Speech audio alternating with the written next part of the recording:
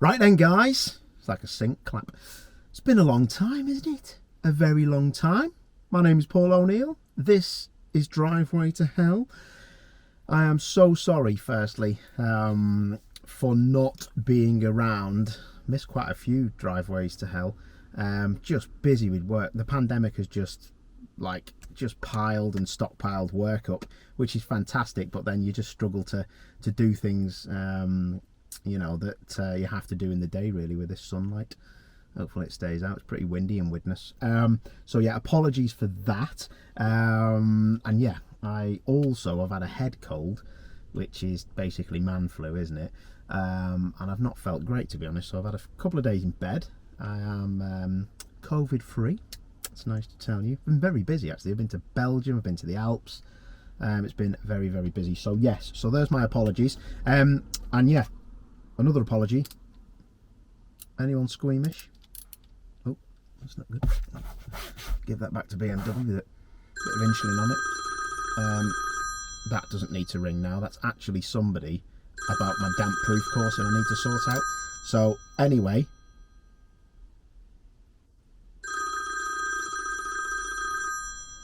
I let that ring out. I'm going to do my insulin. Sorry. God, they've been flat out today on me, then, people. Yeah, my sugars are running a touch high, so let's get that done before I drink this coffee. And yeah, right. First of all, who do we rely on when we need to speak about British touring cars? Everyone's fave, innit? It's Matt Neal. Let's give him a little bell. He's actually in as Matt Neal as well. That's boring, isn't it? Let's see. Did you not see his number then, did you? I hope not. I'll have to get Martin from ITV to scribble that out. Let's give him a ring anyway. I'll just black that out.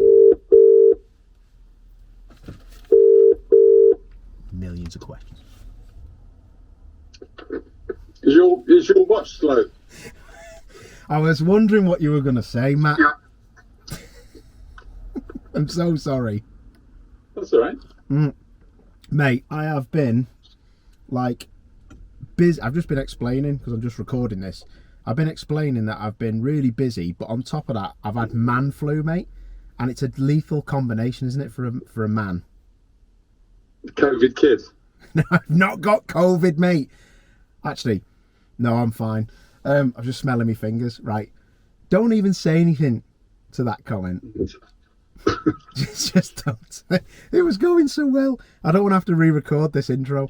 Right, Matt. I've had to sit in a confined office doing debriefs with you on the other side of the table, and it's scarred me for life. I was only thinking about that the other day because it was Alex Somerset's birthday, who was my engineer when we were at 888 Egg.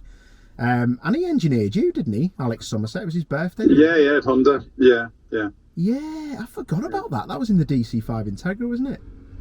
Yeah, good days. Yeah, we had good times with him. I took him with me in the EP3 Honda. He went with me at Arena, then they went to Dynamics for a couple of years, and yeah, first championship with him in 05. That is right. I think he's doing V8 supercars now, and he's a good guy, really nice. He was. I think he's retired now. I think he sort of earned that much money down in Australia. He sort of said he was going to knock it on the head, but I think he's doing bits and bobs. I spoke to him a while back. Yeah. Oh.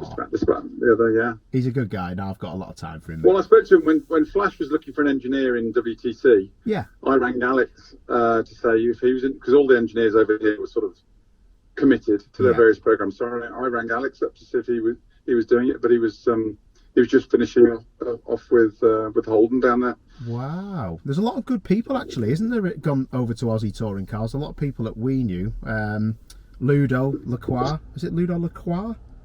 Mm-hmm. He's one of the main guys now. Well, he was the man behind the 888 Astras who made them so quick, and from Super Touring. There were two engineers in Super Touring days who were sort of renowned as the two, and one was Ludo and one was David Potter, who was with me at Dynamics. Yes. And then Ludo went to designed and built the Astras, which were just blitzed everyone. And then when Roland, who owns 888, went down to Australia, he took Ludo with him. And then they built the all-conquering Fords and then Holdens, which Wink Up and Lounge just blitzed everybody. And then Ludo got poached by Penske, which was Dick Johnson Racing, and then suddenly Scott McLaughlin's the man to beat. So Yeah. he's worth more than any driver's wages put together, that boy is. Yeah, do you know what? That's really interesting to hear that, because someone was talking to me from the Australian side of touring cars and mentioned that I had done a bit with Ludo, and I didn't, because I was so young, I didn't really realise how powerful that man was. But apparently, like you say, Penske must have paid big money for him, because anything that Ludo seems to touch turns to gold, doesn't it? Yeah, I think Scott McLaughlin is pretty special. Well, he's gone to the States now, but yeah, I mean, when they're paying the drivers, some of the drivers are on 7 figures down there. So what what's Ludo on? God, who only knows? Yeah. But he's got himself a nice life down there. That is crazy, actually. Talking about engineers, mate, it's actually a nice little link. Barry Ploughman is someone who's very special as well, though, isn't he? Who operates the team with yourself? Yeah, but me and Baz go back, near 25, 30 years. So we have a very close relationship. it gets strained at times, but I think of him I think my dad looks at him like a son, and I look at him like a brother, really. So we've had a very good relationship. It's been around a long time. He seems to have done great things over the years with yourselves, and I know from having that Integra off you guys that it was a very special car, and it had the Bazza Ploughman touch. But how is it? Let's cut to the chase, mate. This is a difficult year, isn't it? This has been, I can't remember the last time you guys had such a difficult year. Is that me being honest? Bad luck as well, though, mate. You've had some bad luck, I'll give you that. We've had our fair share of bad luck. Others on the grid have had it as well, but it's not been easy. It's still not easy. Every time, I talk to people, I go, right, next one, we should be good at the next one. Next 2 or 3, we should be good, and we're not. I think Robo, we didn't expect a lot from Robo at the beginning of the year, and I think he's surpassed all our expectations and his own. He's got good self-belief. So I think he is really, he's gone beyond what a lot of people thought he could do, and he's had a few ups and downs. But you've got to remember his experience in touring cars. He's got vast experience in karts and junior formula, but not in that. The one, you have to, and I'll say it in front of him as well. The one who's disappointed is Gordon. His Flash. So, which has been, it's just not happened for him this year. It's such a hard-fought championship now, so competitive, and Flash is obviously being engineered by Barry.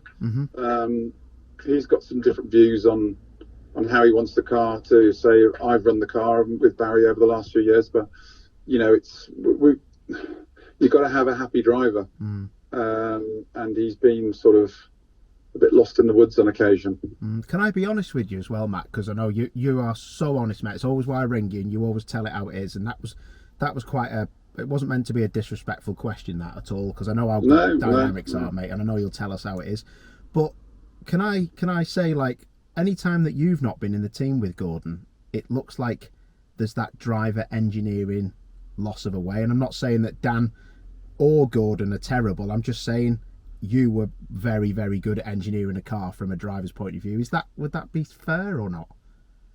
Yeah, I guess I like to think I was, even with Camo, with Flash, with whoever's been in the team, I was I wouldn't necessarily be the fastest every time out, but I was the steadying hand on the ship, and I was the sort of thing that kept it on sometimes they would go off on tangents, and you just got to pull them back in by being, they can chase ghosts, and you go, no, forget that, just come back here. And I think, without blowing my own trumpet, I think we've missed a bit of that this year, just the bit of calmness. Yeah. But it is what it is. Yeah, no, exactly, mate. And that was the reason I said, I when I speak to people, there's a lot of clever kids in that championship, and I mean drivers, and it seems like it's now the drivers who can engineer a car are kind of coming to the front. Good knowledge, and they remind me of you, because I've worked with you. Any car that you've had anything to do with, you've always seemed to be you know, been able to engineer it with the engineer, because some drivers can have the best engineer in the world, but they don't know what's going on with the car. You know what I mean? It's the relationship. Like I did a couple of years with, and I had Simon Cumberbatch Scumbers with me at Vauxhall, and at the end of the first year, it wasn't working, and I actually sat him down. I said, right, I need you to be like this with me. I need you to push me, and I need you to push these buttons to make me to push me. And Scumbers, fair play to him, he responded absolutely to the letter, and we had a much better second year. And you know, it's the relationship thing. But with Barry, I've always tried to do. You say about engineering drivers, you know, we can all have a go at engineering a car. We understand the basics, but I always used to try, and which I've been trying to get into these two this year. Don't try and engineer the car. We've got engineers to do that. You come back, and I just want you to think exactly what that car's doing, exactly what it's doing and why it's doing it. If the front's going, is it because the rear's going? Is it this? Is it on the way in? Is it on turn? Is it, you know, why? Just think about what the car's doing. Feed that back to the engineers and the engineering team, and they will decide which route we go. So, and that's what I've been trying to do. So they're not trying to concentrate on too many things, which I think others can get lost on. Do you think saying that then, that once the momentum was maybe lost with Shedden's pole and you know, other things that happened, do you think that the drivers maybe chasing the tail? Because Gordon is no doubt one of the best drivers out there, one of the best drivers I've ever seen in British touring cars, but there's no consistency because the momentum seems to have just lost, you know, and there's no forward momentum. It just seems to be bad luck, in my opinion, and you seem to be chasing your luck, and that can be a massive problem in British touring cars, can't it? Yeah, I mean, take Thruxton the first round away, and you know, it was mixed weather, and we got him on different tyres late, so he was eighth. I think the next 3 or 4 rounds, he was on the front row every round. Snetton, he got put to the back, which was a team mistake, with 1 degree out on the rear wing, which would have made absolutely a full difference. But a rule's a rule. So that's where he started. Had an average weekend, and then Thruxton, he would have been on pole again had he not lost it at church. You know, all he got to do was finish the lap. And then he's had a couple of rough meetings for whatever reason, but it is a mental game, Paul. You know that. I would say it's what goes on between your ears, because the grey matter upstairs controls your hands, your feet, your bum, and everything else, which control the car. So the whole thing is a mental game, the same as golf, cricket, tennis, you name it. And you need the perfect programming upstairs. And I think you can. I've gone through years of it where you overthink something. Right, you struggle a bit. I went against Fabrizio. I wanted to go against Fabrizio at Vauxhall because he was perceived as the best. And I don't want soft teammates. I've always want tough teammates. And you can be careful. You've got to be careful you don't overthink it, because a lot of driving, it has to be instinctive, and what comes, because life's coming at you very fast. You've got to be reactive. If you think about it, you're too late.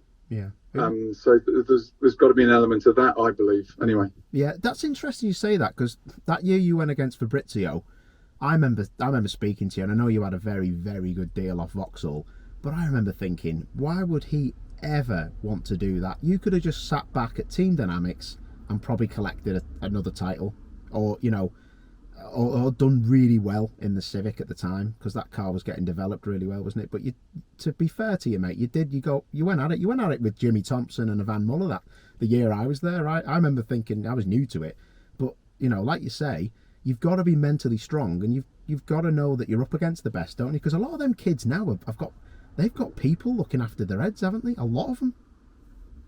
Yeah, I mean, when I was younger, I used to I had hypnotherapy, everything to increase your focus, your concentration levels, and just to try and, when you're recalling the lap, you know, try and slow it all down. So you remember a bump in this area and setting off that, just to try and remember the things. But I remember when I jumped in that Vectra with Giovinazzi, and because Dynamics always build quite a pointy car, we've always developed quite a pointy car, so it's good. I would say, get the front end in, I'll worry about the rear. That's I know Fabrizio he hated that.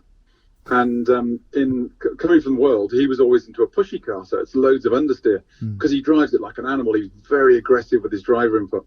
So the first time I jumped in that Vauxhall and I tried a little bit of steering input, nothing happened. I went straight down. I thought, oh my God, what have I done here? This thing's got so much understeer. And it took me probably a year, but in the end, I engineered. We ended up in the middle. So I gave it more front end, and he sort of adapted his way to me. So we sort of met in. I learned how to drive it a bit like Fabrizio, and he came back to my way as well. I think we complemented each other in the end. Do you know what's really funny about what you've just said? I remember Tom Onslow Cole being your teammate, and I was working with him one day, and he says, mate, have you seen how much steering lock Fabrizio Giovanardi puts on? So I started watching, and through the chicane at Thruxton, it was a bit older then, and it wasn't as, I don't think it was as tight, was it? But I remember he looked like Spider-Man. Like, he had so much lock on left and right. He is, and he comes across with this cool Italian persona, but man, I've never seen a temper on anyone the same as him. He was proper fiery. I miss Fabrizio. What a guy. I first raced against him in European touring cars, which was world touring cars of its day. Yeah. And we didn't get on at all. We were just at each other's throats. And then he came to the UK a few years later, and then because I was the only person he knew, his English was still shit. It was shocking, his English was. So, but I was the only person he knew, so he sort of befriended me. I thought, well, bygones be bygones. I'll help him and whatever I can. And he had a shocking half of the first year in that Vauxhall Astra, which they developed to the new Astra, and even Perks had a horrible year in this. And I remember he won from reverse. His first win was at Knockhill, and obviously you go to a foreign team, and I've experienced this. You go to a foreign team, and and you don't speak the language. All the mechanics, all they speak to you is the bad words, and they don't sound so bad in a foreign language. I can swear like a trooper in Italian, in Spanish, in German, you name it. And anyway, Fabrizio's English was still pretty average to mid-season, and he won his first race out at Knockhill. Gets out of the car, all the press, all the cameras are there, and he gets out and he goes, starts flicking the V's at the mechanics, fuck off, and they're all going, no. He just, because it doesn't, if I said it in Italian now, it wouldn't, it just doesn't sound as so harsh, but yeah, he's definitely a character. I had a lot of fun with him over 2 years. Oh, what a guy. I remember doing the end of season thing we did in them road car courses where we took on Joe Public, didn't we? In them courses on that VXR festival, and we had them VXR courses up the embankment, and Giovanardi was turning people around. I think he tried to kill Louise Goodman, who was in the celebrity car. They used to come to us. Ian Harrison used to come to us and go, right, we're going testing pre-season. We're going down to Spain. Right, we want a circuit that's good for brakes because we're going to test these new brake compounds and new rotors and all this sort of stuff. We want to test high speed stability, so we want a track that's good. Where do you think? All Fabrizio, I think. Well, where are the good nightclubs? And you go, I think we want this one. Just nothing to do with what the car's good. And there we go. Oh yeah, okay, we'll go there. I was going to say, whoever picked Albacete in Spain wasn't looking for good nightclubs, mate. Oh no, I remember Albacete in Spain. The last memory I've got is that when we're down there with Nissan is Anthony Reid stood in the middle of the fountain in the middle of the town trying to offer all the Spanish out for a fight. Mate, that place, I remember me and James Thompson, the last memory I've got of that place was a week test. James Thompson blowing his engine up, and they didn't have any more engines with Sedimo, as usual, because we'd blown so many up. And I was the only one with an engine, so I didn't drink, and Van Muller didn't drink anyway, did he? He just drank Red Bull. And the last thing I seen of James Thompson was him in a skip with a cigar, and one of the mechanics got the cigar off him and burnt him right on his arse cheek with it, and he was hammered. And then I rang him the next day because I was like, mate, we need to go testing. They're going to give you my engine. And he couldn't drive. He was that battered. and then he was telling me he got took off to some campsite and was robbed by these fellas. Like, had 500 euros in his sock, mate. Some of the stories, we could get ourselves in trouble if we really told people what we did. Or I remember another year we were down there in Super Touring Days. Ivan turned up with his sister in tow, he reckoned. And none of us even knew he'd got which he hasn't got a sister. Oh, yes, he has got a sister, hasn't he? Yeah. But his sister, he reckoned, was wearing high heels and stockings and all this. And we're going, this is very funny. Your sister wears that and give him a cuddle all the time. I think that was Ivan's nickname, wasn't it? Cuddles, because we used to find him in gentlemen's clubs, like cuddling women in the corner. Anyway, right, let's not get ourselves the sack, mates. Oh my word, that is amazing. I love them stories, mate. Absolutely love them. Right, I'll only ask you a few questions, mate, because I know, like I always say, you're busy, and I always seem like I take up loads of your time. Right, let's talk about. We've spoke about team dynamics. You've been dead honest about it, and I appreciate it, mate. Can I ask you? I think he's had a great year, but I do think he's been a bit let down with certain things. Is Josh Cook in the FK8 Honda that you guys have built with? Obviously, they've got a different engine. He has been brilliant this year, and he's a bit under the radar, I think, because he's just not a personality, is he? He's just, if people really knew the real Josh, they would love him. He's such a really good guy. I think Josh had a fantastic. I think BTC generally have had a brilliant year. You know, Senna jumping in the car has been. They've done a great job. You can't take anything away from him. But Josh, you know, when Josh was at MG with Ashley, they were like for like. You know, they were trading fastest laps in the team, or results, and so he's. I wouldn't say he's underrated, because people who know rate him. Yeah. And he was magnificent in junior Formula, but I think where he's very strong has been in, if you throw adverse conditions at the whole grid, Josh comes out somewhere near the sharp end, because he just reacts, and he's got great control, and he's a good hustler. Yeah. And I think he's a good guy. He's a fast guy. He's a dangerous guy. That one with the team. He is. That's what I meant. The reason I said I didn't mean underrated. I just meant under the radar, because he's not. He just seems to just turn up, get the job done. I remember his first win. He didn't react to it. I just expect people to be like, amazing. I've won it. He just seems to not be arrogant, but just kind of like, gets the positions, gets the wins, and goes, yeah, the team have done a great job. This, that, and the other. But I think of like Knockhill, where he had a technical issue in race 3. He's had other issues as well, with obviously the race 2 at Silverstone being thrown out of it. He could have honestly been right up there, couldn't he? But everyone has bad luck, don't they? Yeah. I mean, in driving style, the driver he reminds me of he's a Matt Jackson. Wow, yeah. He's you could put Matt anywhere on the grid. He'd roll his sleeves out, and you grease the side of the car, and he comes out the other side. Don't know how. Just a great racer, and Josh is like that. He flatters whatever he's in, so he's a good lad. Yeah. What about what did you make, actually? And hopefully you'll tell me how it is. What did you make of the Jade and Gordon incident? I only seen it as half a replay, so it just looked like there was a kerfuffle, bang on the grass, game over. And then apparently, did Jade get points, or what happened to Jade? I don't even know. No, basically Gordon got sandwiched between Jade and Nicholas Hamilton. Ah, right. And Gordon got the points on his license. It was a diminishing gap. I only saw it briefly myself as well. I thought it was one of those things. If anything, I'd have said Jade should have given more room on the outside, but they said Gordon should have given more room. He should have moved closer to Nicholas, of which they agreed he was only 12 inches away from Nicholas and Nick Hamilton, and nothing against Nick. Yeah. But I'd normally give him more than 12 inches. Yeah. It's a fast corner. What they do need, Thruxton need on the outside of turn 1 is recticells. Yeah. They would have saved so much. And something, Paul, they've got recticells there. They put them out for superbikes. They won't put them out for touring cars. And it's on the list. Wow. They're all on the inside of Church Corner. Yeah. In storage.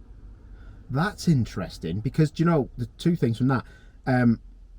I didn't know what the outcome of that was, but the recticell thing, is that probably because of expense, do you think? Because they're not cheap, are they? Yes, 100% expense. Wow. Yeah. Because a car goes into one, it'll break it. Yeah. But it'll save a car. It would have saved BTC, loads of money, and Team Hard, because a lot of money. Aaron was in there earlier in the year. It would save. Never mind. It's a flipping quick corner, turn one. I bet you're doing pushing 120 mile an hour through there. Yeah, it's pretty. And you go off. That's going to someone's going to have a big shunt, and there are lorry tires on the outside. It's just it's yeah, it's on the list. Yeah, MSV, to be fair, and this is no big, it's not a Thruxton this, Thruxton that, or whatever circuit, but MSV are very, very good with their rector barriers, and I always say rector cells are just people moan about the rotation it puts in the car, like they spin up in the air or do whatever, but I would rather take the chance at having that situation of my car getting saved than a bit of rotation, wouldn't you? 100%. Yeah, absolutely 100%. They need rector cells on the outside of Barcroft. Yes. On the way to Sunny at Croft, because they know it's a dangerous corner. And they have it there, and there's certain, they don't have to put them everywhere, like superbikes, but you just have to put them in cherry pick the places. But Goodwood should have them. Because if you've driven around Goodwood, it's a quick track with not a lot of runoff area, but Thruxton turn one, no runoff area. Barcroft into Sunny, you're honking on through there, no runoff area. You can cherry pick just a few corners that we go to and just protect them and protect the drivers. Yeah, definitely. And just quickly, Matt, sorry, I was on about the Jade Edwards shedding incident at Woodcote Corner at Silverstone, mate. Yeah, Jade got busted for that one. I didn't actually see it. Okay. So I can't really pass comment, no. Yeah, that's absolutely fine. I just wasn't sure because I didn't see it myself. I don't want to batter on about driver standards and certain things in the paddock, but I will ask the question: what went on, because it's in the public arena? What went on with that Andy Neat thing? Was there just a bit of an altercation with Russell Morgan because of an incident on track? Is that... Again, I don't know. We were next door to them, and apparently Adam and Andy had some altercation on the track, and so Andy comes in and faces up to Adam's dad, Russell, and I don't know what happened then. But yeah, I'm not trying, and I've spoken to you offline, and you're always thinking I'm trying to throw you under the bus, but I can't comment on it, and that's cool if you can't. But someone asked me about it, and I was like, well, I've seen the statement. I think he got a bit of a telling off and a fine, maybe, or some points. I really don't know, but it can't have been that bad, because when Jason and I had that dust up in Rocket, they probably threw the book at us. So it can't have been that bad. Otherwise, they'd have really gone to town on him. No, that's it's like NASCAR. A bit of fisticuffs. But they dish out the fines proper good and. Do they? Proper in NASCAR. Yeah, we were talking to one of the guys from Childress. Yeah. And when they had the last big bust up out there, every member of the team who was in that fight got fined a year's wages. Did they? Yeah, because the team paid it for them, each of the individual fines, but they said, you do it again, you're paying it yourselves. And it was a year's wages. No way. Do you know? Heavy duty, yeah. Mate, but I did see that one in pit lane. They go at it, don't they? And that's and I'm not saying I don't condone fighting, mate, because I've only ever had 2 fights in my life. I do. I think it spices it up, doesn't it? It's brilliant. Yeah, but I think we should have more of it. It should be a section, but those guys out in NASCAR, because they've got to be strong. They've got to pick those 20-odd kilo wheels up with one hand for the pit stops. They're all like ex-American footballers. they're not messing around, are they? Do you know? You wouldn't be on the receiving end of it, no. No. Do you know what makes me laugh? Someone did mention on Twitter, I did see, about the Russell Morgan and Andy Neat thing, and someone said they said exactly the same as you. They said it couldn't have been that bad because Matt Neal, I think you guys got a £1,500 fine each, didn't you? No, it's a bit more than that. Oh, really? Well, my side of the story from that, and you won't remember because you guys were embroiled in such a battle that year. I was in that purple Chevy Cruze, which was obviously an XRML Jason Plato car, and we went well that weekend because they took 25 kilos out of the normal aspirated cars, if you remember. So we were up the road, mate, weren't we, in qualifying? I was on pole with about 5 minutes to go, while you guys were firing into each other out the back, and I didn't know anything about this. So you're all hitting each other, you, Shedden, and Jason. I've got on the team radio and gone, how are we getting on? They went, you're still on pole, and then they went, no, Jason's pipped you, mate, you're P2. So I've come into the paddock, into the pit lane, and just about to park up, and all the ITV cameras are ready to interview me, and I'm like, this is exactly what we need. Next minute, I've just seen all the ITV cameras running away from Tech Speed, my team, and just running down to see you. It's one of the most iconic things I think I've ever seen. It was brilliant. Well, we got frog marched straight to the stewards then, and it gets expensive. You get sat in front of the stewards, and they're going, right, you're a disgrace, kids are looking up to you, blah blah blah, you can have a fine. And you got fines, and you got suspended this, that, and the other, and then we walk out 100 meters down out the steward's office. There's the ITV bloke saying, lads, that was great, can you do it again tomorrow as a race day, please? So you talk about mixed messages. Oh. I had a thing with Jason the other day, because at least I walked out of there and felt smug, because I knew the team was going to pay my thing, so I just thought I'd had money out of Jason's pocket, which made me feel good about life. But then he admitted to me the other day his team had paid his fine as well, so it was a bit of a standoff. That was 10 years ago. That's took the shine right off it. Yeah, I know. Don't feel so good about it now. Oh mate, that's amazing. What do you think, actually? Can I ask this? What do you think about this new TOCA system where they're going to put these yellow flags and everything in the cars? Is that an expensive thing? It's obviously a good thing. It's been worked in F1. What do you reckon? Brilliant. I came back last race I did in Australia in GTs. They've had it in GTs for years, and it's a brilliant system. And I proposed it in the team's meeting about 2 or 3 years ago, and they said yes, but it's got to be integrated with the Cosworth, and the new Cosworth system will be able to provide it. So wow, it's been on the radar, and it's coming in with a new system which will come with a hybrid. So as will multiple, we have this one police camera which is they use for policing driving standards inside. They can use some of the TV cameras, but they've got one police camera, which is absolutely shite. Yeah. The view of it gives out the front windscreen, but they reckon they'll have multiple cameras. So one, they can focus on the driver from the front. Two, they can look straight out the front windscreen, so you can get a better view of what's going on, and one from the back. So I think that might be coming in as well as the flag. But the flag system's brilliant, because a lot of the times you're tucked up behind someone, you can't even see the road, never mind flags. Yeah. So it's been too long coming, and it's great. It's not, I don't think it's overly expensive, but it's worth it, definitely. Yeah, definitely, mate. No, that sounds good. The one thing I was going to say, Matt, I've seen a really lovely tweet from Sean Hollenby about yourself being very vocal about tyre stacks and things that we've seen at Croft. And that's something that I know you've always spoken about when we used to drive together. Is it difficult to stand up and, be the Jackie Stewart, so to speak, of British touring cars sometimes, mate? Or is it something that you just really think is the right thing to do? No, I have no problem with that. Soper and Clennon and co. Soper was always a good one, a good voice when I was younger in the, and I don't mind being a voice and being the outspoken one. You not being allowed in the driver's briefing, you are kept on the outside a wee bit, but every year we go to somewhere like Croft, and they seem to forget what they'd done the year before and just revert back to where they started. And we learn all lessons, and we have to walk the track, and you're going, well, why have you done that again? Oh, well, okay, we'll see how it goes for FP1. And someone just smashes the front of the car in, and you're going, well, there's no retribution. You go, well, I told you. Like placing tyre stacks on the exit of corners, on the runoff areas. Someone has a little bit of a thing. We said, don't put them there, don't put them there.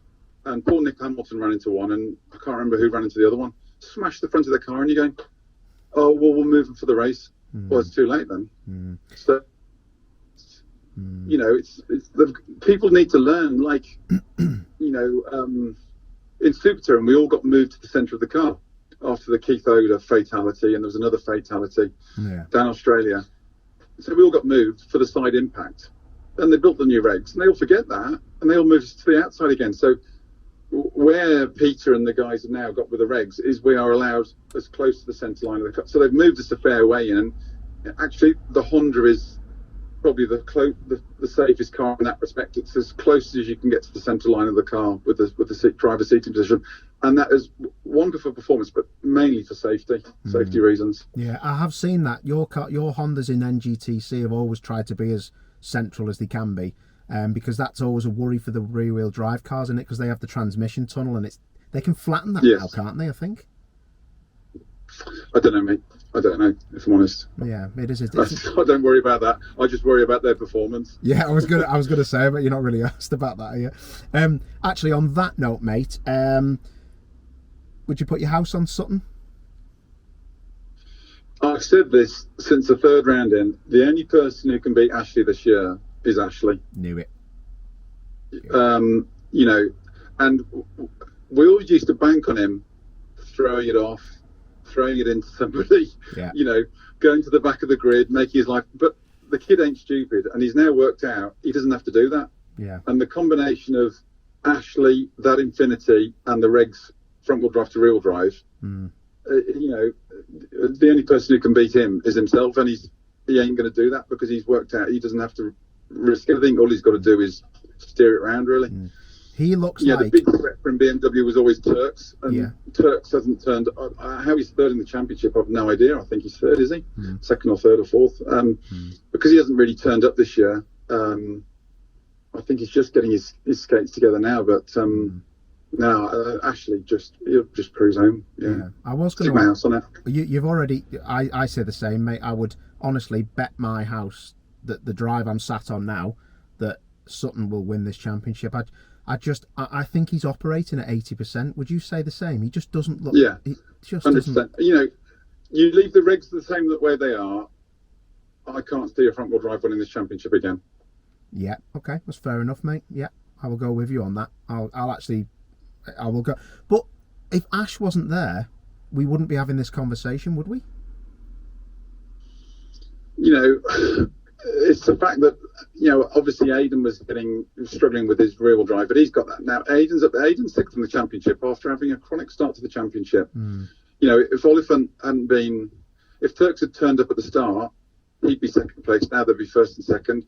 Oliphant had a blinding first half, and for some reason, the last 2 or 3 rounds, it's just not happened for him since the Alton Park thing or whatever. Otherwise, he'd be up there in the top 4. You know, it's just rear-wheel drive. Front-wheel drives can do it. You used to have the wet used to suit front-wheel drives, adverse conditions. Now that Infinity is just ballistic. Yeah. And you'd have certain tracks, probably Thruxton would suit a front-wheel drive, but now it's even Stevens. But then you have Knockhill, Croft. You know, you reel them off where they are definite rear-wheel drive circuits. A light front-wheel drive can score well. You know, but the fact that Ashley was 75 kilos, the fastest lap at Silverstone on a power circuit. Yeah. Really? I did see that. There's a lot of fast laps being done on late. Then rear-wheel drive cars put fast laps in late on as well, which is, well, rear-wheel drive is always going to wear less, but you expect the tyre to just give up after lap 6, don't you? Around Silverstone. I mean, I know I'm biased because as we are front-wheel drive, but the regs, and I've argued this and they won't have it, but the regs aren't right. The problem is, to make them right, front-wheel drives will be very quick at points, and I understand what they're trying to do, but for a championship, it ain't right. You know, a rear-wheel drive has done, the last 4 years on the bounce, when there's only been a handful of them in the championship, and now they're going to, it could be the same going forward. Yeah, 100%. Yeah, that's fair enough, mate. Very last question. I don't expect you to answer this one because it's a difficult one. Same driver lineup next year? I think Dan's definitely there, isn't he? Well, at least you haven't asked if I'm coming back yet. Do you know what, mate? I'm not assuming you're not, but I just thought I'd question you a different way. There you go. Yeah. Who knows? We got a lot of things up in the air at the moment, you know, with cars, licenses, you know, all sorts going on. So, yeah. It's got to be the $50 million question. It's got to be commercially right as well, isn't it? it's got to be commercially stacked up. You know, a lot of the teams are walking into a lot of extra costs at the back end of this year with hybrid introduction and all the rest of it, and that hurts. That's going to really hurt. You know, I was talking to Dick Bennett's just a couple of days ago, and he's really hurting with it. You know, yeah. So we just got to be very mindful of all that. Very nice, Matthew. As usual, mate, you're an absolute hero. Honestly, I can't thank you enough. You don't need to come on here and speak to me, mate, and everyone really appreciates it because you always say how it is. So thank you very much. Does anybody listen to these, Harry? Does anyone actually listen to your mum? My mum. My sister's busy at the minute in America, Dancing with the Stars, so she stopped. So I think last time it got 3 views, but that was me twice just to make sure it worked. Nah, mate, you're a hero. Thanks very much, fella, and all the best to you and the team and everyone when you get to Donington Park, mate. I'm sure Gordon will get that win. Cheers, mate. Good on you. Top man. Thanks, fella. See you soon, mate. Cheers, mate. Bye. Bye. Alrighty then. Wow. Matt Neal is so good at this. He's just, you can ask him anything and he'll tell you how it is. I think it's great. He didn't beat around the bush about Gordon Shedden, did he? Absolutely love that. I am now going to try to ring Danny Lloyd because Dan said he'd be around, but I think he might be quite long, that wasn't it? That was 36 minutes, isn't it? Let me ring Dan because I would love to speak to him, but he did say he was flat out. Hopefully he doesn't swear. Hello, mate. Hello, Dan. Listen, just before you say anything, and you might be busy, I'm just on a whim here. I don't know if you're going to swear, but you're being recorded on my iPad. Can I speak to you for like 10 minutes? Yeah, of course, mate. Go ahead. Yeah, boy! Back in the house. Mate, first of all, what a weekend. Were you cheating? Yeah, and we did it to try and get on your show because you didn't want to talk to me for the rest of all the season. So it's worked, hasn't it? Mate, I have got to say, I've said this to you before, when we speak offline, I speak to a lot of the drivers, but a lot of people, including Matt Neal, who I talk to a lot on this kind of stuff, they always say Jason's got his hands full with you, and I think that's such a compliment because Ash Sutton was the last person that really dealt it to Jason big time. And I'm not saying you're dealing it to him big time, but that was an extraordinary weekend, wasn't it, for you? In the same kind of weight and the same kind of weekend that Jason would have had, but you just seem to nail it, mate. Amazing. No, I appreciate it. Thank you. I mean, 100%. I mean, the odd people I've seen, you get odd comments online saying Jason's past it and stuff like that, but he really isn't. Like, he can really pedal. I mean, I knew he'd be quick, but I mean, pretty much all year we've been pretty similar. But yeah, no, it all seemed to come together at Silverstone for us, and it was a spot-on weekend. Obviously, I had a little bit of luck with a lot of luck with the reverse draw, with the reverse grid, but like I said before, you get your fair.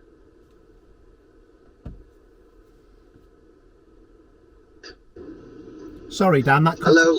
Sorry, mate. That cut off. Then I heard something about being fair or something. Sorry, I don't know where that cut off. Restart your robot. I can't remember what I said. I was just rambling on.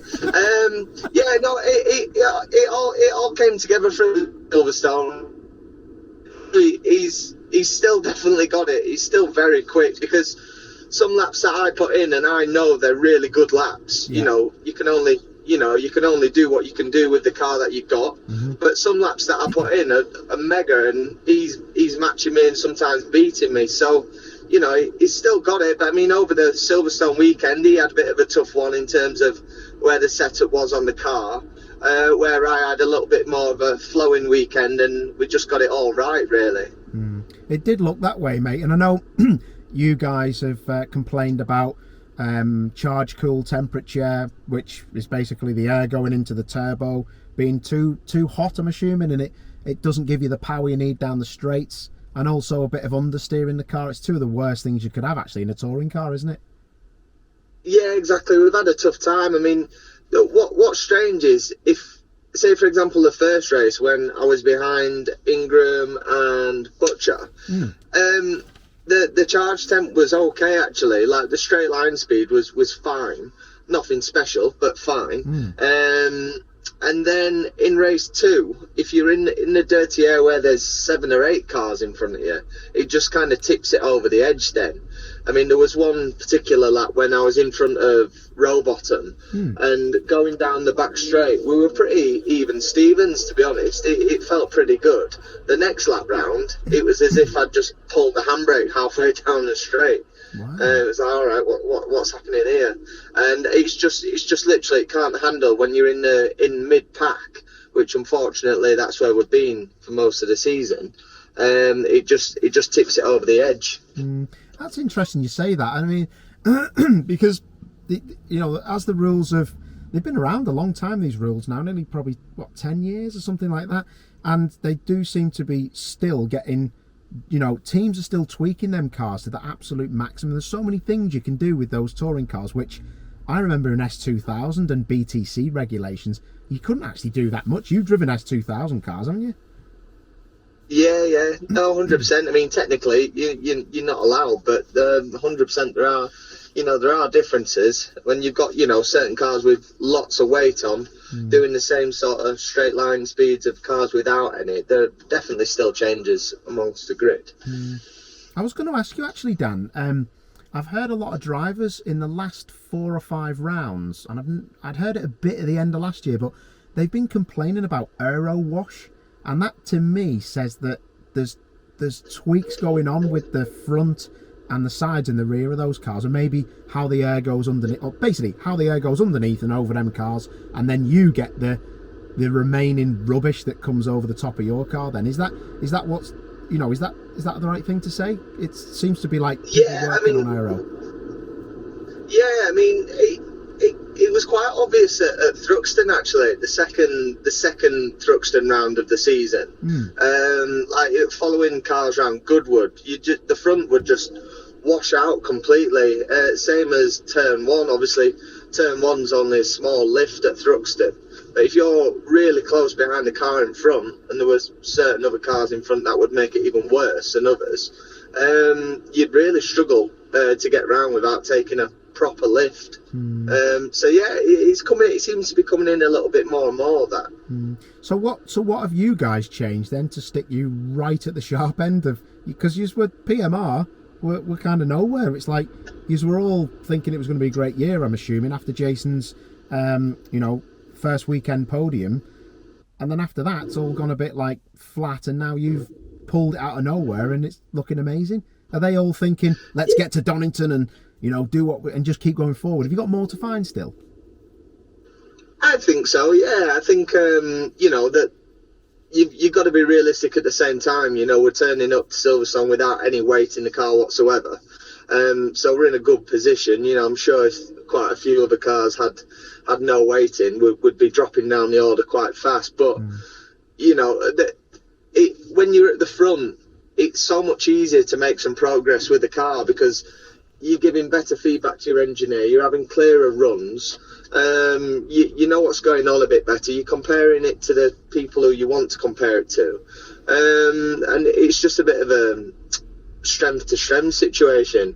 I think one thing that helped us at Silverstone is our car hasn't particularly been strong over the curbs this season, and obviously at Silverstone you don't really have any curbs at all, really. Yeah. Which, to be fair, Donington you've got a few, but they're very smooth curbs. It's not as if the chicane is like what it was 6-7 years ago. Yeah. It's quite flat now. So I'm hoping we can carry that on for Donington. But I think if I had to put my finger on something, I think it's the characteristic of the circuit Silverstone which helped us. Yeah. Oh, that's interesting to know, mate. Well, Donington is a power circuit, isn't it, going forward? So you should be good round there. And like you say, them sausage curbs have gone now from the last chicane, which was a problem for people to clamber over and carry forward momentum across the start-finish line. Yeah, exactly. I mean, It's weird that actually the very first day I had in the car was a test at Donington and pre-season testing, and one of my comments, one of my feedback comments to our engineer was, round turn one, as soon as you hit that curb on the inside, even though it's not a big curb, that induces power understeer. It would just spin the wheels up, and that's what's causing quite a chunk of our understeer at times.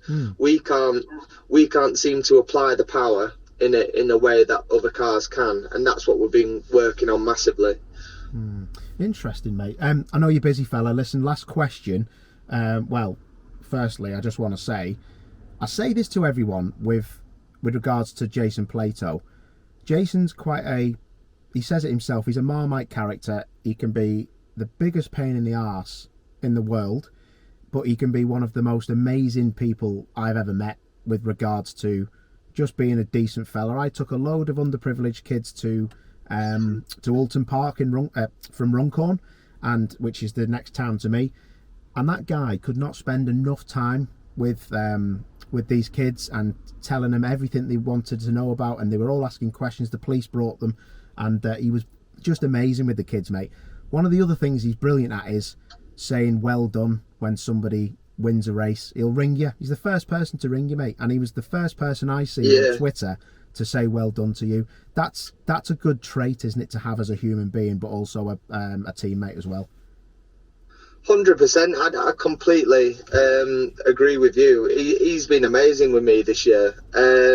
He's given me the time of day. He's helped me when I give good feedback. He's said well done, good feedback. You know, he hasn't got an ego about him. He'll pat you on the back when you deserve it. After Silverstone, obviously I hung around. Before I got in the car, I had a text off him. When I got in the car, he rang me. Like, he's been mega to me, to be honest. So yeah, and also it's been a tough year. It's very easy to get your head down and you know, be down about the situation. Where if I had a teammate who was 19, 20 years old, I think it'd be a very different scenario within the team. But he lifts the morale all the time, because he's like, come on guys, let's just get on with it. So yeah, he's been mega with me. Yeah, that's very well put, that, mate, and I'm glad you agree with that, because I think that's great of Jason, because I've had good days with him and bad days, but I'll always respect him for how human he can be. And it'd be good, wouldn't it, to see him get that 100th win, mate? That'd be lovely to see, but whether it'll happen or not, 100%. Yeah, and maybe if it rains, it could. Yeah, I think if it rains, you mean like making it rain, like with money? No, Jason does that anyway. He does that. He knows the sketch, doesn't he? He knows the score. Yeah. Oh my word! Right, well, I could hear your parking sensors going off, lad. So I'm going to let you go, because you obviously sat in the car to talk to us. But thank you, mate, because there'll be a lot of interested people listening and watching this, because they really wanted to know what was going on with PMR. So it's good to see you guys back there, and Adam and the team are doing a great job, it looks like, for the end of the year, mate. Yeah, I just want to say one last thing. A massive thanks to all the PMR boys. You know, we've had a really tough year. The amount of hours they put in has been ridiculous, and the morale has been down at times. But yeah, massive thanks to the hard work they put in, and hopefully we can keep going with this and have a strong end to the season. Yeah, well, I hope you do, mate, because it was great to see you up there at Silverstone. Nicely put, Captain. I'll see you at Donington, mate, and I want to see some big front row grid starts for you two boys. That'd be nice. Cheers, Paul. Thank you, mate. No worries, lad. Catch you soon, mate. See you later. Bye. Cheers, bye. Mate. Bye. Well. That was very, very nice. We like that. That's really good stuff, that is, from Dan Lloyd. I thought he put that across very well. Couldn't imagine what it's like when you're battling for 14th, 15th most of the time, like Jason and Dan have been doing, let's be honest. A lot of people on the internet asking why are they not fast enough, what's going on. You know, I think the car is pretty old, and they missed a year of development probably when they were using drivers that, no disrespect, didn't have much touring car experience, so that was a difficult one. But great to hear that, wasn't it? Good to hear that. Let me just quickly ask Josh Cook. Josh said he might not be around, but let's ask him anyway. If it rings out, it rings out. We'll give it a go. Josh, can I like literally just get you for 10 minutes? I'm recording and I've just said to everyone, let's see if we can ring him. That'd be great. 10 minutes, mate. Yeah, I'm here. Lad, yes, this is such a good show. I haven't had to stop or edit it. Firstly, why are you smiling and laughing? Because after that race 2 disaster you had, I'd have been crying. I think I am on the inside, just trying to forget about it. I'm just smiling because I always do want to get a phone call from you because I know that it's usually going to be interesting. Oh, that's lovely, mate. Yeah, you never know what you're going to get, do you? But I always make sure I tell people like you who've got a warped sense of humour that I'm recording, because the last thing I would want to do is destroy your career in about 10 minutes. Yeah, I'm glad that you opened with that, to be honest. Otherwise, I'm surprised you didn't answer the phone in a little bit more of a fruitful way like normal. Mate, Matt Neal always worries me because he answers and then he goes quiet, and then you think what's he going to say? You just never know with him. So he swore a couple of times. So we're either going to have to bleep that out or put a restriction on the YouTube thing that about 4 people watch. I'm going to make this an editor's nightmare for you. You do that, mate, and I'll come and rugby tackle those close together eyes off your ginger head. Yeah. Firstly, mate, I want to say Matt Neal was so complimentary about you, mate, about how you've driven this year. I always ask people about different drivers and their views on it, but he was just saying how good you were in advanced conditions, or rainy conditions, or just weird conditions. You were always very good, which we know, but he was also saying about he's the only person that he can think of that's give Ash Sutton a run for his money, and that's what most pundits agree on, mate.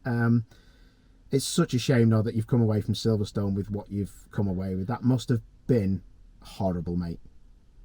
Yeah, obviously it's nice that as you know, in this game, it's quite easy to kind of do actually what you think is a pretty good job and kind of fly under the radar. Yeah. And I think that's happened quite a lot this year with us, which is okay because we've just been chipping away at the points. But yeah, Silverstone was just gutting. And normally you look back at things and there's there's something that you can change or something that you can do differently.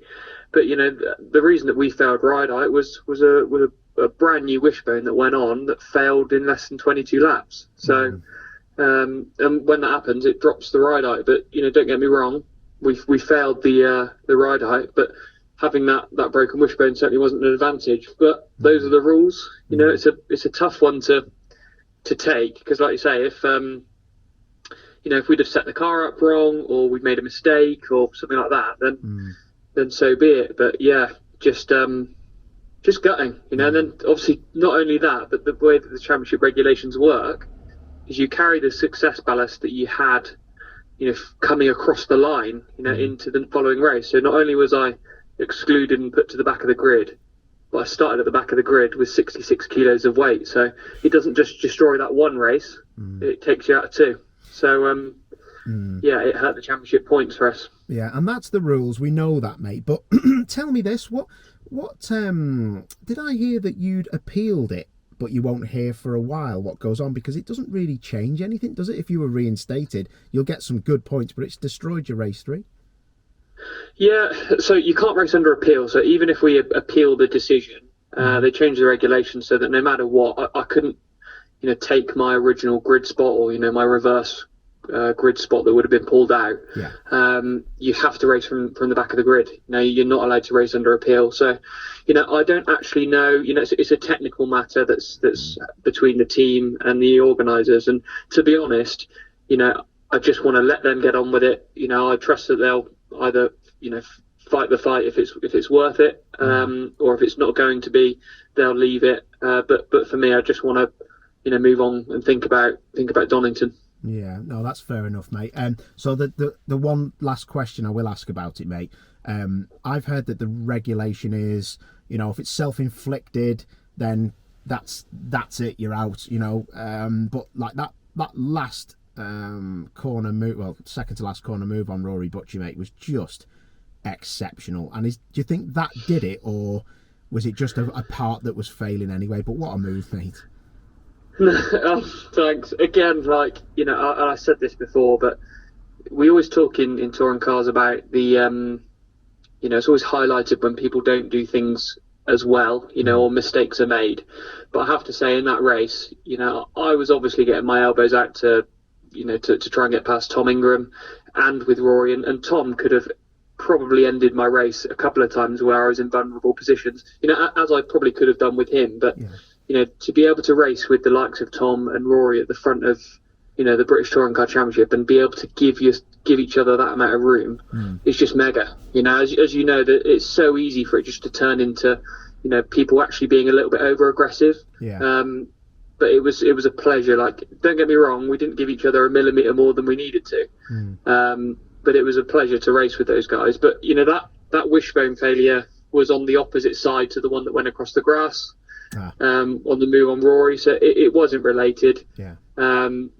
Like you say, that I had to go for that move just because I'd been chipping away at him, and I just thought, like, we need the points in the championship. That was all it was for.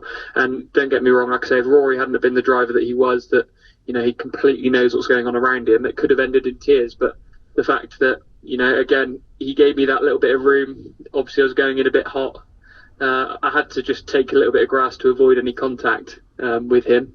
But I'm glad I did it, and if it was good to watch, that's the main thing. Well, it was great, mate, and I could tell by the body language of the car, you weren't taking 0.2 of a second out of him for fun. Like, you were obviously trying to get there to have a go, and you had to go for it. But I just think it shows how much it means for you to try and win this championship, and you were prepared to make a move that was probably an educated decision.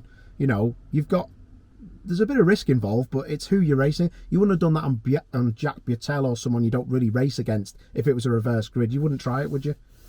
No. You need to know who you race against, and it's quite nice that you've got that consistency with some of these drivers that I've been racing against for a few years, because you get a bit of an idea of how everybody kind of treats each other. And with some of the less experienced drivers or some of the more kind of desperate drivers in certain situations, you wouldn't go for them. There was times you go back to Croft where I was behind Aiden, and I just couldn't get by without taking anything that was just too high a risk. And he didn't have anything to lose at the time. He wanted that.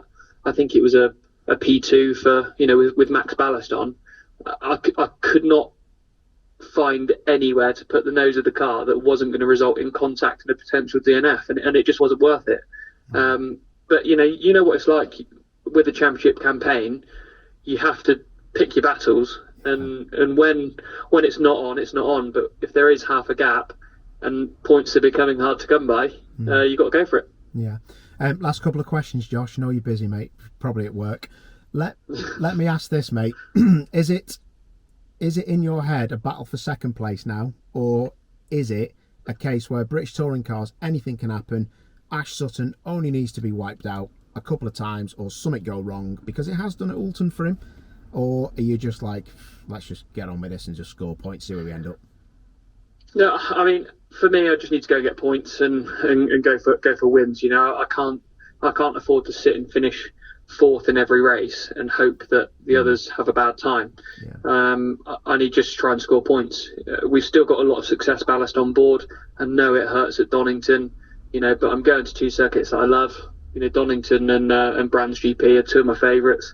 So I just need to go and just fight and get as many points as I can. It's we're in a situation where actually I think that this year's campaign for us has been probably the best I've ever had.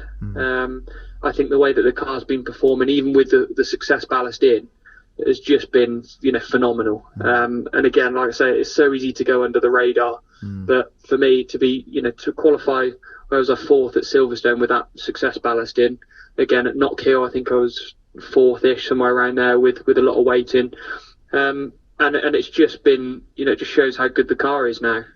We've been working on it for a long time, and it's mega. So I'm going to have to get my elbows out and just see if we can get some more wins. Yeah, definitely. Never say never, mate. Very, very last question. I'm going to say that you're going to be in the battle to the very end, mathematically for sure, because you've been so good qualifying with the weight in. Can I ask, and I know you'll answer this, as truthfully as you can. There's a lot of teammates out there who can help people out. Aidan Moffat's coming on strong now, isn't he? So he could help Ash out if he wants to be. Looks like they're good friends. Doesn't look like Tom Ingram's got, you know, much hope really, let's be honest. But then again, Chris Smiley can pull it out the bag when he needs to. You know him. So he can be up there. Is it a good thing or a bad thing to have Senna Proctor, who I do regard as a very quick driver, but he does seem to be around and about you all the time? Do you rely on him? Can he be relied on to help you out? Do you expect him to help you out, or is he there because, you know, you've got your sponsors, he's got his? What goes on, mate? Because people will ask that question. In all honesty, I think you get to these situations where the pressure's getting quite high, you know, for drivers, especially when you're in the championship campaign, and you almost look to, you know, your other friends on the grid, you know, your teammates to help you out. Yeah. But in reality, you know, I've been there before, and everybody on that grid is there for themselves, even if they pretend they're not. Yeah. So I don't go into anything thinking, oh, you know, this race I really need to beat, you know, this person, and I'm hoping my teammate's going to make it real tough or is going to run them off the track or anything. Because one, you know, I wouldn't want to win something that somebody's been deliberately kind of hampered or taken out. And two, everybody's just there for themselves. So for me, you know, I'm there to do the job. And yes, it's great to have a quick teammate. We can use the data. We can, you know, we can help each other in qualifying if need be. But when it comes to it, you know, it's rare to find a teammate that will actually dig deep and sacrifice their kind of weekend to help you and help the, you know, the championship fight for you know, another drivers' championship within the team. So for me, you know, anything that I can get help wise, you know, that's done in a professional manner, you know, I'll take for sure. Yeah. But I don't just sit there and count on it. At the end of the day, it has to be done by yourself when you're on the track. Yeah, exactly, mate. And I'm sure if I asked Senna that question and it was role reversal, it'd be the same answer.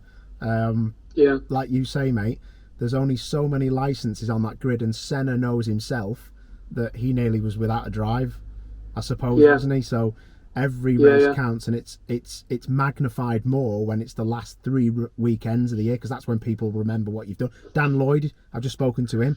Like, I'll probably remember Dan Lloyd at the end of this year being actually very good and having some good podiums, but he's had quite a bad start to the year with Jason, with the car, haven't they? Do you know what I mean? Yeah. No, it's like I say, it's a tough championship. Things can move on very quickly. You quickly get forgotten. You know, but I just think, at the end of the day, you just got to keep pushing for it. And once you're on the grid, you know, you've just got to be on attack mode. You know, I know that if I don't deliver as a driver, my career might come to a halt in touring cars. And when that time comes, so be it. But for me at the minute, every race that I'm out there, I'm fighting for my career. So, you know, I'm going to be treating it to the last race, whether we're mathematically in or not of the championship shout. You know, I need to make sure that when I'm out there, and the guys that are within the team that look at our data and look at the performances that we give are pleased by the job that I do. Yeah, exactly, mate. And otherwise, you'll end up reading tweets out on ITV. That's the dream. That's my dream as well. I can only dream. How many races have you won for BTC now? I don't know. I don't know. I don't know, mate. How many races how many top 10 finishes have I had? I don't know. Grow up, mate. No idea. I've had 97, which... Have you actually? Yeah, so if there's new viewers to British touring cars in the last 3 years, they will be like, oh, right, what did that guy ever do? Oh, well, he had 97 top 10 finishes. That looks heroic these days. Let me tell you, there was only 10 cars in it when I did it. No one said you could laugh at that, you ginger idiot. Oh God! Right, boss man. Let's leave you to it, because I know you're flat out. Give Immy a stroke for me, and that's not your girlfriend, that's your dog. Say hello to Steph. Will do. And I'll catch you soon, boss man. And all the best. I honestly, mate, think it's got to be your year, mate. You really have worked so hard, and you've had a bit of bad luck, but I'm sure you'll fight to the bitter end. Thanks, mate. Top man. All the best, Captain. Cheers. Bye. Bye. Lovely. Joshua Cook. How amazing. Says it like it is. Absolutely love what Josh talks about and how calculated, and honestly, if you knew Josh like I do, and anyone that knows him personally, he is one of the funniest people. It's such a shame sometimes that you don't see that from the professionals, because they obviously don't want to have this persona of having a giggle too much, but honestly, one of the funniest people I know. It's great, and it's good to chat to him. Right, I'm going to try Tom Ingram. Let's see what we get with that.